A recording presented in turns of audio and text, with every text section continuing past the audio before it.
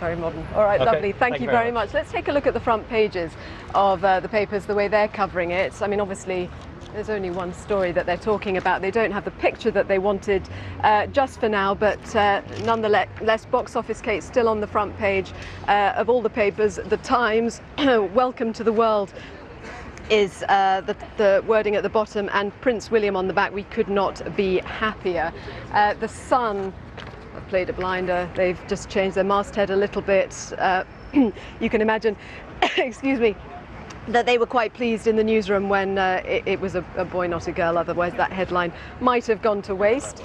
The Daily Telegraph, it's a boy. And the Mirror, our little prince, but of course we've yet to see a picture of that little prince. Maybe we'll get it later today. The Guardian, a birth, a boy, a prince, a king, and you can see there the image that's just behind us, which is the palace and that easel with the official announcement. And yesterday evening it was extraordinary, the number of people that came here having heard the news that the baby had been born and just decided to come from restaurants or cafes or wherever they were. Lots of people just came just to join in the atmosphere and get a picture. And the Daily Mail, oh boy, one's a grandpa. The focus there on Prince Charles on the front page, and with all the papers, the coverage goes inside as well. Will's We Couldn't Be Happier, How I See It by Robert Hardman, and he's here right next to me this morning, Daily Mail's royal correspondent. So they couldn't be happier. The press, the media couldn't be happier either. It's a nice story to get lots of coverage from. I think, you know, for the Queen, this really caps a pretty amazing few years.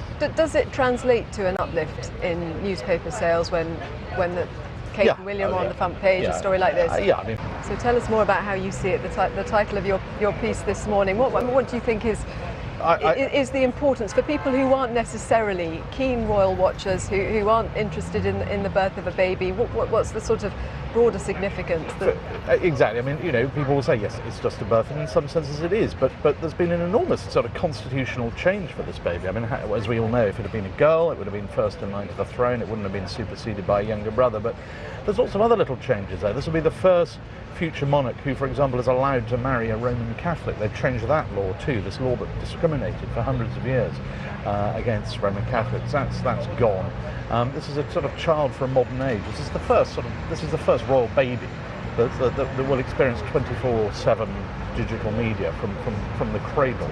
And I think, you know, particularly at a time like this is the first time in over 100 years when you're going to have four monarchs, as it were, looking each other in the eye. I think for an institution that depends on continuity and stability, I think that's very important, and we are seeing, you know, the rest of the world. I think particularly is really focusing on a sort of fairy tale aspect. We are governed by an institution. It's a human institution. It evolves and it continues, and a baby just sort of sums all that up. I think there's a lot of jealous people around the world this morning. Thank you very much, Robert. Well, let's go back to the hospital. Simon McCoy is there, and still no indication as to whether everyone will get the picture they want today, which is the royal couple and the baby emerging. That's right.